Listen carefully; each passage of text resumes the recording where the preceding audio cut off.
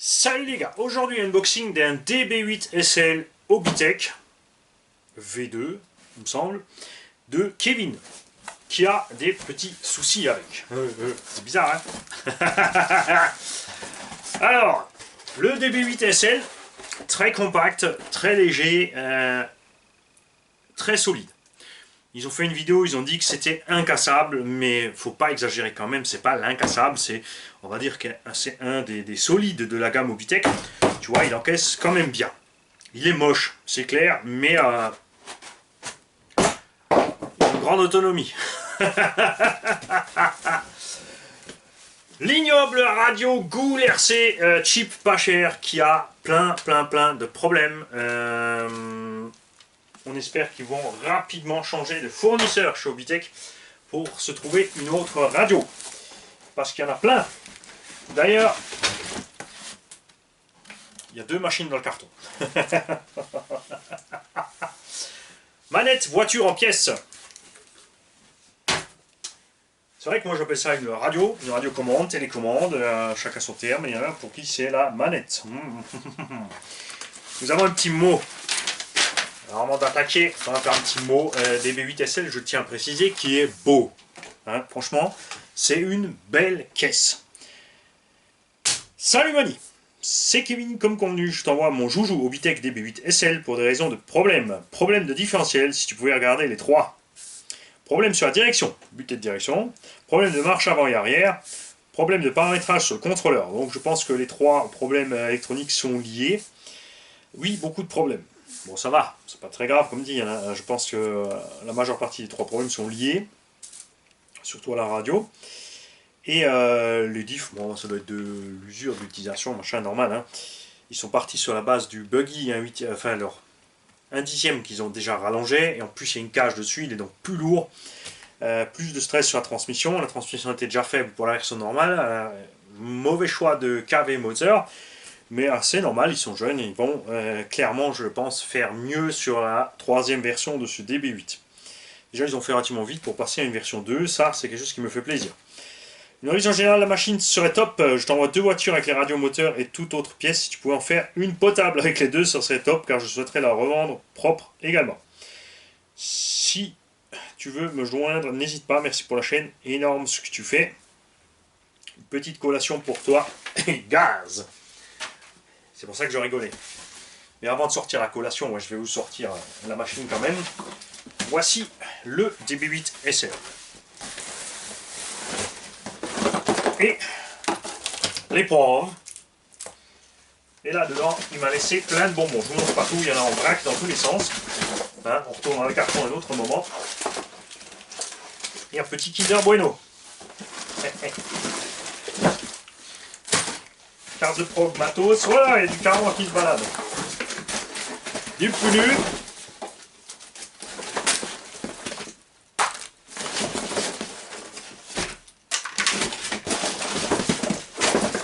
Voilà, on y est. Alors, franchement, sur le look, c'est clair qu'ils ont assuré. À l'arrière, la cage est fixée avec le pare-choc arrière et on a un seul et unique plot de carreaux à l'avant. Ça, je le savais pas. Bouge pas, je te dis. Alors, attention. Comment que ça se monte? T'as un clip là. Alors, attends, je vais essayer de te le... Ok. Et en plus, il y a des vis sous le dessous. Pour poser la cage dessus apparemment, et ils avaient prévu des vis dans la tourelle avant sous les suspensions dans la cage au départ, ce qui n'est pas très malin puisque ça te ferait enlever les amortos chaque fois pour enlever la cage. Ça c'est bête. Niveau solidité, tout ça relié à l'arrière sans jonction entre les deux, c'est flex quand même, mais ouais, d'un autre côté ça évite de taper dans la tourelle qui est assez compacte ici. C'est peut-être pour ça qu'ils disent que c'est incassable, puisqu'ils n'ont pas les problèmes, enfin incassable par rapport au MT, n'est-ce pas?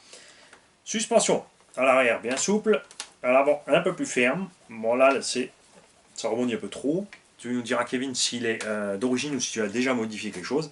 Si c'est d'origine, ça c'est un mauvais setup, c'est clair. À l'arrière, par contre, c'est plutôt sympa. On a des biellettes sapin inversées partout. On a les mud guards, c'est-à-dire les petites protections sur les triangles arrière pour empêcher les choses d'être projetées à la transmission. On a des noix de cardan et des cardans qui sont dans un état potable. Ça va. Toute évidence, c'est une nette amélioration du matériel. Pour côté roue, quand même, on a les axes de cardan qui se bouffent vite. Après, les axes, c'est pas très grave, on peut les changer à part. Enfin, quoique je ne sais pas si Obitech a prévu les axes à part ou si tu es obligé de changer tout le cardan. Des cales de train en plastique, pas doublé avec de l'alu. Châssis plastique nervuré. Moi, j'aime bien, franchement. Il n'y a pas besoin d'un châssis alu. S'il est fait comme il faut, le châssis plastique, c'est très bien, tout comme les tourelles. Vous avez vu chez Arma, si tu fais une tourelle en delta, c'est-à-dire qu'il passe par-dessus l'amorto, ton amorto est protégé. Et en plus, comme elle est comme ça, tu risques rien. Et ces tourelles Arma sont un exemple pour les autres. Alors d'origine, ils ont prévu comme sur l'Axial Exo Cage. Donc je ne sais pas si cette fixation est d'origine ou pas. Ça aussi, fan de Obitech, dites-moi si ça c'est prévu d'origine ou pas.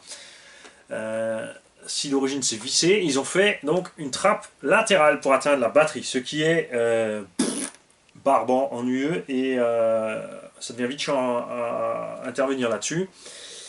Autre gros problème de ce genre d'engin, globalement, avec habitable complet et tout, c'est qu'il n'y a absolument pas d'air qui arrive au moulin.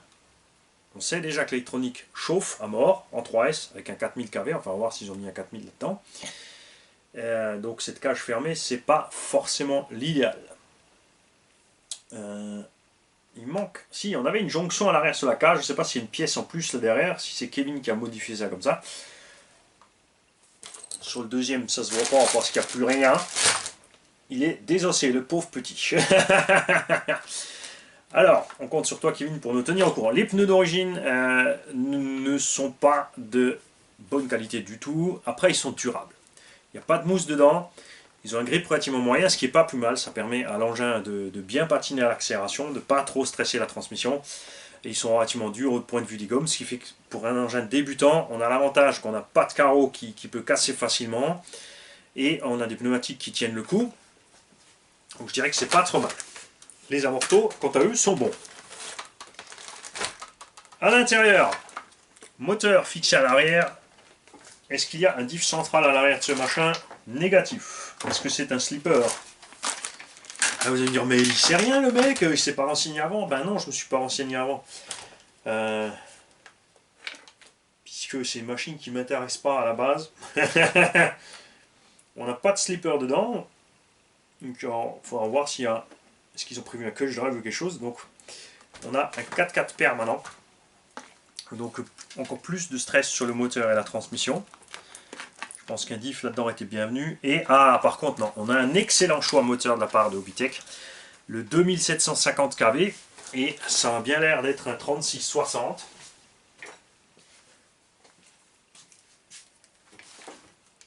Ouais. Alors ça c'est un super méga choix avec le poids de l'engin. Du couple, pas trop de brutalité. C'est un combo qu'on veut voir aussi sur un nouveau BXR MT version 3 avec des tourelles plastiques en delta, avec un pare-choc avant-arrière, un arceau sur le toit et ce petit combo. Variateur 2 à 3 et 180. Ça c'est un très bon choix aussi. Donc ça, déjà niveau électronique, on est bien. Servo Connect 1714, 17 kg en métal. Là aussi, ils sont passés sur des servos un peu mieux. Maintenant, ils ont des GX. Mais celui-là, déjà, franchement, 14 kg pour un petit buggy à 1 dixième, là, c'est pas mal.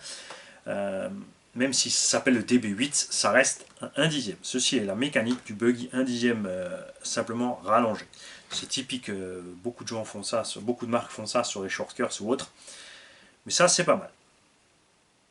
Donc globalement déjà la machine me plaît. Je suis content avec le choix de l'électronique niveau moteur variateur. Le servo aussi. Ouais. Niveau de la cage, je pense qu'il y a peu de travail à faire sur donc, la fixation. Donc si c'est Kevin qui a fait ça comme ça, et ben, il a assuré, il a fait ça super bien. C'est vraiment cool d'avoir fait cette cage amovible comme ça, au lieu de visser. Donc si Hobbytech visse sa cage, ce serait bien de faire une cage non vissée, par contre avec un autre système de clips. Parce qu'il y a déjà des pattes, donc la cage pose bien, donc en cas de retournement on n'endommage rien, ça c'est sympa. Direction. Voyons voir quelque chose au niveau de la direction. Ils ont toujours pas compris. Tu vois, ça c'est très mauvais. Le changement d'angle dans les virages fait que le véhicule se comporte bizarrement. Quand il est en appui ou à l'accélération, ça modifie les angles, donc ça modifie donc les réactions, c'est pas bon. Faudrait essayer à fixer les biellettes. Ici par contre on a une barre d'Ackermann avec des réglages et on a de la place. Il faudrait voir fixer la biellette en dessous et voir pour qu'elle ait moins d'angle de départ si on arrive à restreindre ceci. Après le véhicule est plus long que la version buggy, c'est plus long que le BXR1, donc il devrait être moins sensible. En plus il est en 4x4 permanent, donc ça ne sera pas du tout pareil à au niveau de la réaction. On a un arbre central, un petit tube en alu, suffit large, c'est clair.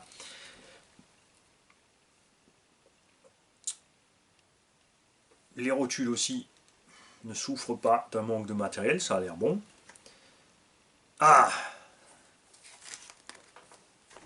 Regardez la noix avant gauche. Hein? Je ne sais pas si tu la vois mon kiki. Ça, c'est dommage. Parce que ce genre de choses, c'est chiant. Parce qu'il faut démonter. Il faut ouvrir la cellule, sortir le diff, démonter le diff, vider le diff pour aller changer cette noix. Donc là, on aimerait une petite amélioration. Et là encore, comme dit, on a des roues d'origine, donc qui sont relativement glissantes, qui n'ont pas trop d'effort dessus. Là, il faudrait vraiment faire mieux. On a des CVD à l'avant. Ce serait bien d'en mettre aussi à l'arrière. Comme ça serait fait. Full CVD était bien parti. Chape, moyeu, tout ça. C'est du plastoc, mais la qualité est suffisante. Les triangles aussi. Ils n'ont pas l'air d'avoir pris trop d'impact de jeu ou autre.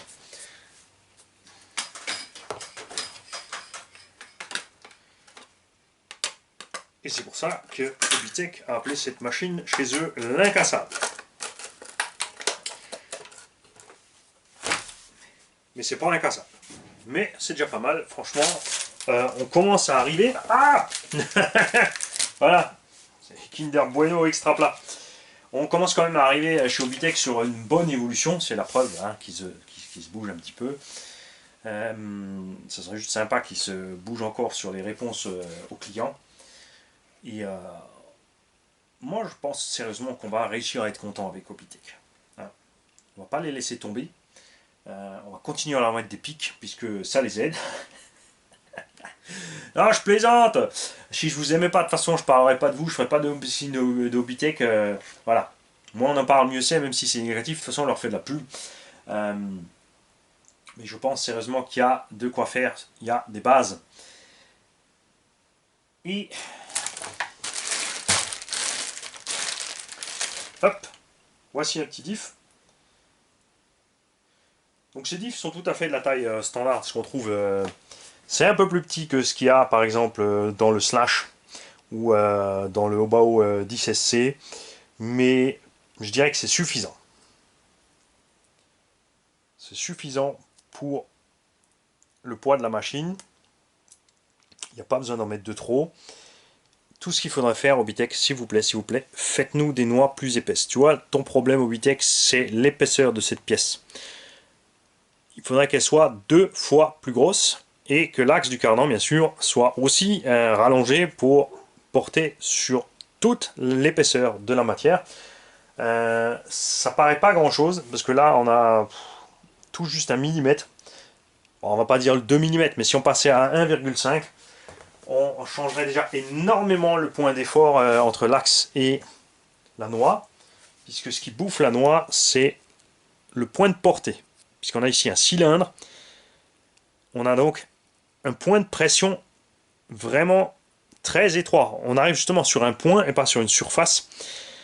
Et si la noix est plus épaisse en matière, si on a plus de matière et si l'axe est plus long, on passera à la place d'un point sur une bande.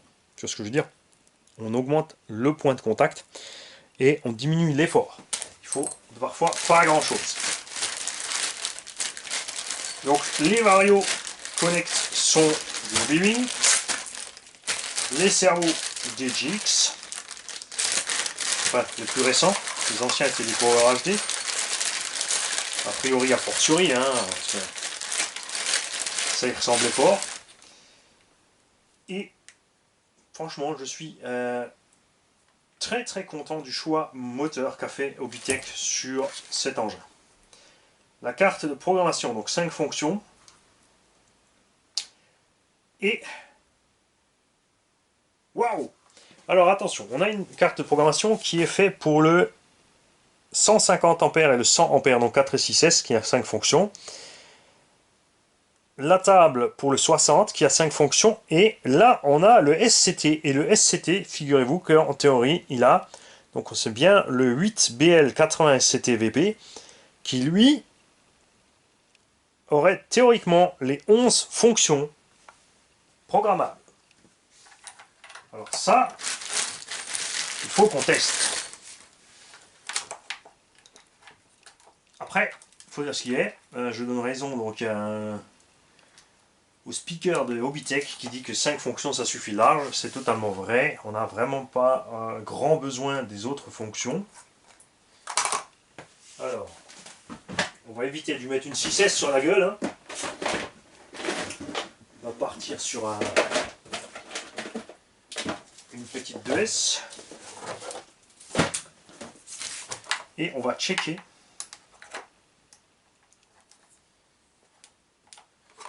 les fonctions. Alors, fonction 1, marche avant-arrière. Fonction 2, cut-off lipo. Non, c'est le nombre de lipo par contre, puisque c'est un variateur de la série max, donc tu choisis le nombre de lipo. Là, généralement, tu restes sur automatique, puisque ces nouveaux varios arrivent à faire les impairs, donc tu n'as pas besoin de changer entre 2 et 3S. Petit 3, le cut-off, donc moyen, élevé ou faible. En général, sur moyen, ça va très bien. Donc auto, c'est le numéro 3, c'est l'intermédiaire. Ne t'amuse surtout pas à l'enlever. Tu peux l'enlever, la fonction 1, enlève le cut-off. À la limite, ouais, si tu roules en NIMH pour un gamin, je peux comprendre. Petit 4, coupure thermique. Petit 5, protection thermique du moteur. Ce qui est une blague, puisque le Vario n'est pas relié au moteur. Ce moteur n'a pas de capteur de température, comme sur certaines versions Hobby. Petit 6, effectivement, on a les fonctions. Sens de rotation moteur, là aussi inutile parce qu'il suffit de changer 2 des 3 câbles.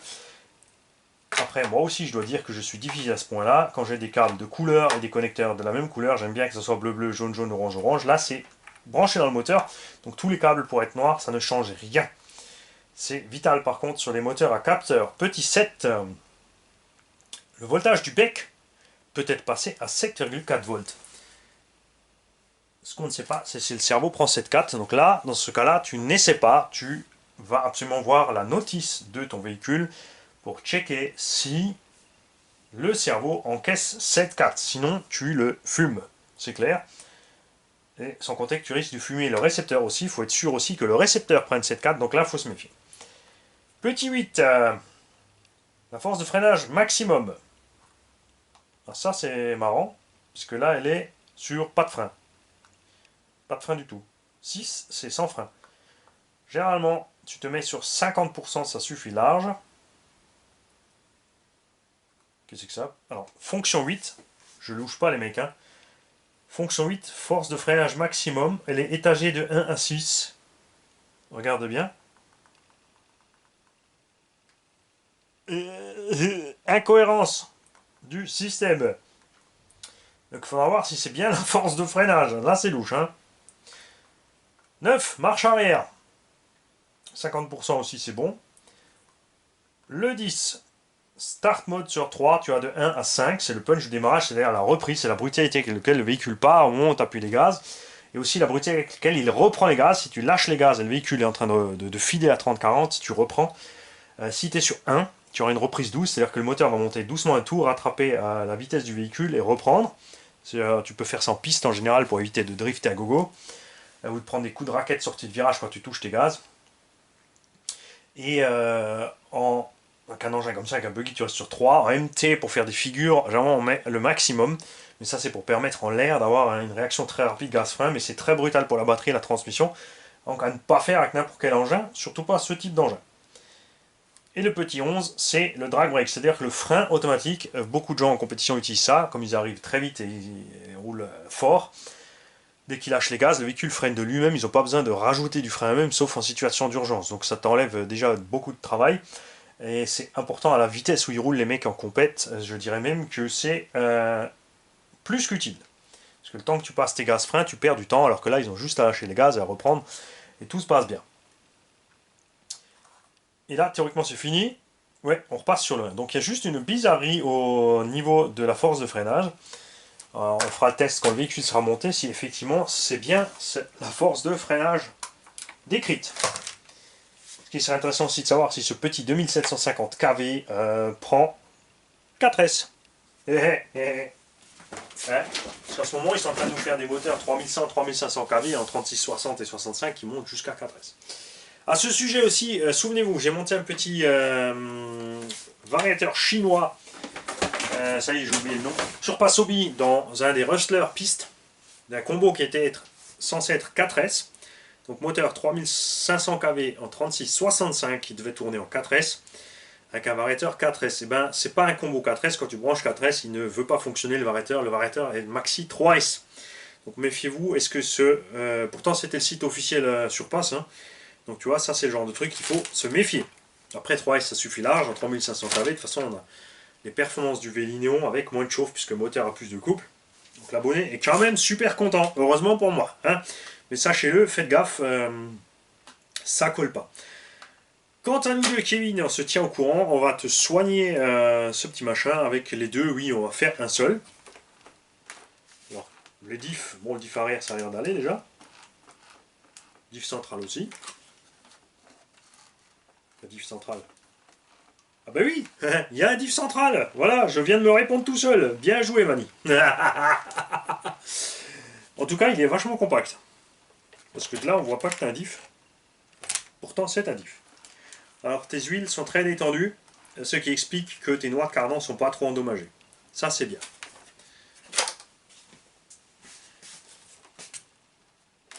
Ah oui, le diff avant. Il a un petit souci, par contre.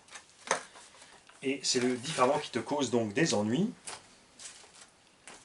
Alors, bouge pas, on va faire tourner... on peut pas. Donc j'ai l'axe principal qui tourne.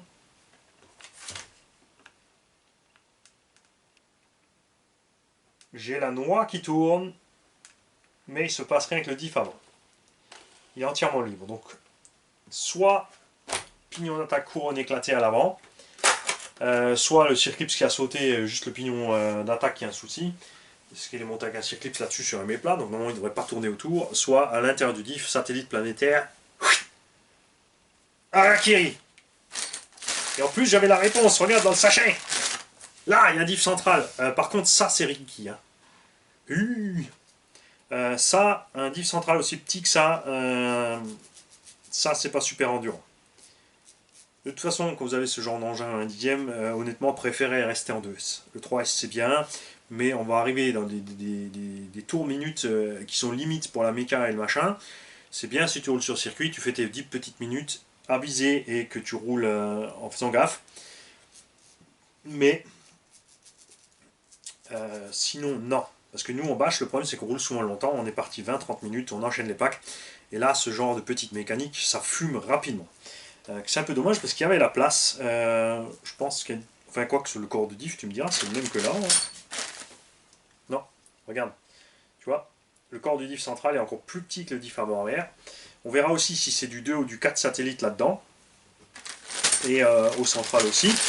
Et là, on a une noix de diff avant, comme ça je peux te montrer. Voilà, hein, regarde. Il y a une vis à l'avant, pas un circlips. Peut-être que la vis s'est desserrée et que du coup... la noix a reculé et que ton pignon a avancé, on verra. De toute façon, on va tous l'ouvrir ensemble, on va te préparer une machine propre avec un tas de pièces de rechange propres. pour que le futur acheteur de la machine soit ravi. Et nous ferons l'essai de la machine, parce que j'ai pas eu l'occasion de le rouler. Ça, on pourra se faire une impression et on pourra mieux parler de la chose. Donc celui-ci, c'est comme pour le Lozi Tenacity chez Lozi. Pour moi, j'espère que ce petit Obitech RTR, là, DB8 SL, merci aussi de me dire les habitués si c'est un 1 ou un 2, va me réconcilier avec la marque Obitech. Comme dit, j'étais toujours content de, sur la Rally Game, la STR8 RG, des capacités dynamiques du véhicule. Exemplaire, franchement. Super petite caisse pour s'attaquer en piste. Le gros problème, c'était la solidité de la transmission. Encore aucune évolution pour l'instant en Rally Game significative. Sur les NXT, il y a une grosse évolution. On a pu constater vraiment une amélioration de la solidité de la transmission. On a toujours encore d'autres soucis. Ils ont mis du temps pour passer évidemment de l'évolution des premiers STR8, NXT, tout ça pour les versions 2. Par contre, comme je viens de le dire avant, sur les DB8, c'est allé relativement vite entre la phase 1 et la phase 2. Où je pense qu'Obitech dans ces prochains temps va réagir un peu plus vite. Après, c'est sûr aussi, au début, il y a un grand investissement financier pour lancer la chose. Il faut déjà rentabiliser avant de pouvoir se lancer dans d'autres projets. Ce sont des choses qu'il ne faut pas oublier. C'est quand même 3 personnes ou 4 qui se sont investis à fond la caisse là-dedans. Ils ont dû trouver les investisseurs, ils ont dû avoir la confiance des gens et tout ce qu'il faut. Hein. On a la critique facile, c'est vrai, mais on ne s'est pas nous-mêmes mis à leur place. Ça, il ne faut pas oublier, parce que l'histoire serait peut-être autrement ou pire. Et je viens aussi de me répondre tout seul à la question de est-ce que c'est d'origine. Ça, oui, puisque c'est sur les 2 véhicules, et en plus, c'est pas vissé sur... On a perdu le moteur. C'est pas vissé sur la platine, c'est intégré à la platine. Donc au début, ils avaient prévu ça vissé, et ils ont changé le système pour passer sur un truc qui s'ouvre. Et on n'est pas obligé d'ouvrir à chaque fois, puisqu'on veut quand même enlever le côté caisse pour atteindre la lipo. Mais ça reste franchement étroit. Moi, j'aurais bien vu que en fait, on puisse enlever le pilote avec le côté caisse. Tu vois, toute la trappe sur le côté. C'est une idée comme ça pour la version 3. Là, vous avez des pare-chocs, donc montez-les aussi sur le MT. Hein. Vous avez un super combo, montez-le sur le MT. Et par contre, sur le MT, comme les roues sont plus lourdes, on a plus d'efforts, il sera impératif de passer sur des diffs et des cardans, des noix plus solides. Ça, c'est clair. On se retrouvera un de ces 4 pour l'essai de cette machine. Kevin n'est pas pressé, il le sait que je suis débordé. L'atelier... Oh, c'est solide Obitech, hein, c'est bien quand même. L'atelier ne sera pas refait en 2019, il n'y a pas moyen, c'est pas possible. Trop de travail, trop de choses à faire. On va refaire la pièce à côté qui sert donc à travailler, à peindre, à disquer, meuler, etc. L'air de décrottage, nettoyage, lavage. Ça, j'aimerais bien encore faire cette année. Et l'atelier, une fois qu'on aura fait là-bas, on pourra transvaser le temps de finir ici. On pourra passer de l'autre côté. Un petit bout de temps pour travailler et faire les vidéos, le temps de faire ici. Comme ça, on peut faire par étapes. Et je remercie tous les abonnés pour le soutien. Je remercie aussi les non-abonnés qui mettent des commentaires parce que ça ne leur plaît pas, puisque ça ne me dérange pas, au contraire. Je suis content quand quelqu'un me met un commentaire pour me dire que ça ne lui plaît pas. Par contre, j'aime bien qu'ils me disent pourquoi, la raison, enfin, un petit peu de détails. Hein. Si tu mets juste ouais, tu fais de la merde, c'est pas très constructif. Je ne peux pas arrêter de faire de la merde si tu me dis pas où est la merde. Et on ne pourra pas t'expliquer non plus que en fait c'est pas de la merde, c'est que peut-être tu n'as pas compris. Comme dernièrement un abonné, enfin un abonné, je sais pas s'il est abonné, et quelqu'un qui a écrit ouais on saccage la nature. Mais il m'a écrit une com sur la chaîne YouTube, c'est-à-dire que le mec il a au minimum un téléphone, donc un objet high-tech avec des métaux lourds, une pile au lithium, qui a nécessité déforestation, dévastation pour fabriquer la chose, usine et petit chinois mal payé dans des mauvaises conditions qui se tue au travail pour qu'il puisse avoir son petit téléphone. Donc, on appelle ça, très chers abonnés, un paradoxe. Hein, c'est comme si je te dis c'est pas bien de manger des Kinder Bueno et j'en ai un dans la bouche. Ça serait con. Tu vois ce que je veux dire? Salut les mecs, bonne journée.